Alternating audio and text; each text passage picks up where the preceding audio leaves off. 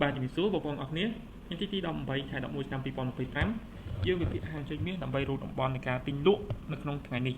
ឃើញថាមាសបច្ចុប្បន្ននេះគឺស្ថិតនៅក្នុងលំហូរ down trend បាទលំហូរ down trend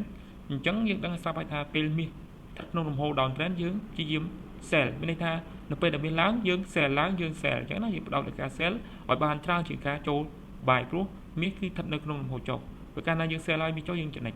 អញ្ចឹងឃើញថាមាសបង្កើតជា resistance hai và vía dạ về bayថ្ងៃហ្នឹងគឺ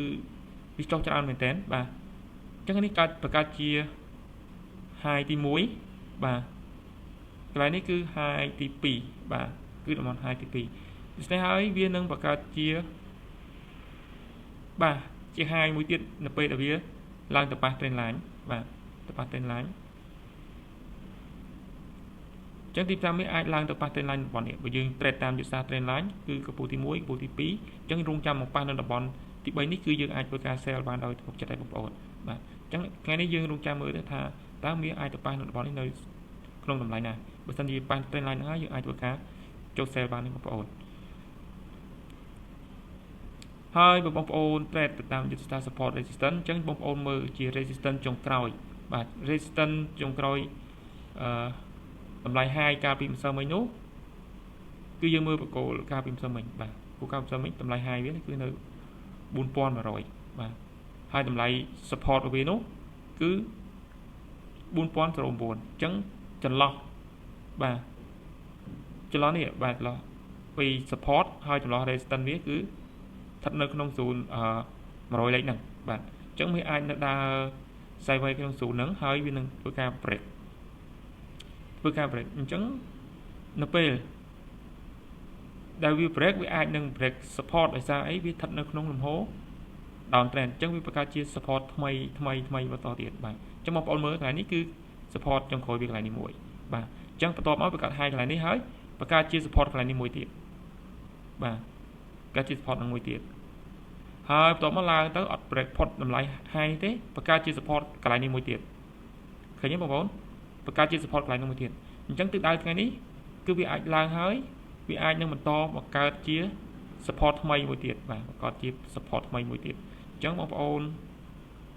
ផ្ដោតលើការ sell ទៅបាទដោយសារតែវាស្ថិតនៅក្នុងលំហូរ down trend បើសិនវាស្ថិតនៅក្នុងលំហូរ up trend ដូចតម្រងអស់នេះគឺយើងផ្ដោតលើការ buy បាទដោយសារមានឡើងហើយឡើងទៀតអញ្ចឹងទៅបាទតែពេលនេះគឺវាបានបត់ពីការឡើងមកចុះវិញអញ្ចឹងយើងបដូរពីការ buy មក sell វិញអញ្ចឹងដល់ពេលដែលវាឡើងយើង sell ឡើងយើង sell អញ្ចឹងទៅបាទសួរថានៅតំបន់នេះបងប្អូនអាចធ្វើការ buy បាត់ទេបាទព្រោះថាតែវាចុះមកច្រើនវា break ហើយវា confirm បកគោ candlestick ឡើងវិញអញ្ចឹងធម្មតាវាចុះក៏វាអាចនឹងបកឡើងទៅវិញខ្លះដែរអញ្ចឹងបងប្អូនអាចធ្វើការ buy ខ្លីៗឬក៏ដាក់ stop loss ការពីហានិភ័យអញ្ចឹងទៅបាទអញ្ចឹងចំពោះមាសថ្ងៃនេះគឺ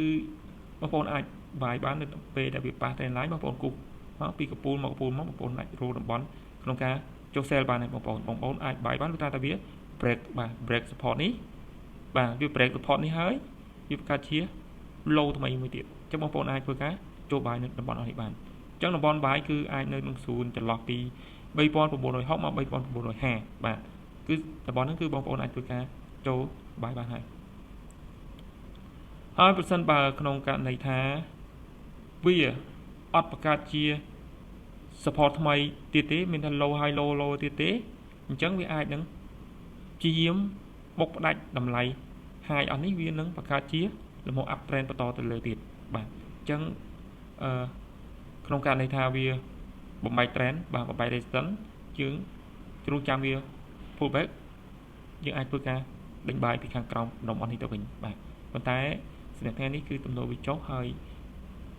តកតងជាមួយព័ត៌មានតកតងមួយដុល្លារគឺអត់មានព័ត៌មានអីធំដុំដែលធ្វើជាអត្តពលដល់ដុល្លារទេខ្លាចតែមានព័ត៌មាន breaking news អីដែលគេ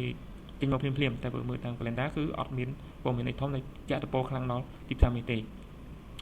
អញ្ចឹងឃើញថាវាអាចនឹង sideways ហើយចុះទៀតអញ្ចឹងណាបងប្អូនបាទអញ្ចឹងតំបន់បាយយើងមាន1បាទតំបន់ sell យើងមាន2បាទនៅពេលដែលវាបប៉ះ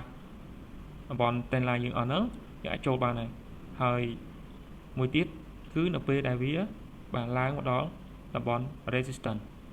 បាទ resistance អញ្ចឹងយើងមាន2តំបន់ហ្នឹងក្នុងការរងចាំចូល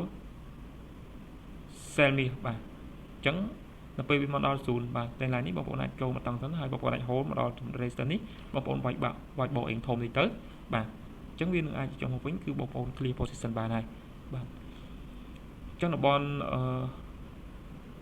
sell គឺនៅតំបន់06មក65បាទ0ហ្នឹងបងប្អូនអាចចូលបានហើយមួយទៀតគឺ4100ទៅ4110បាទអញ្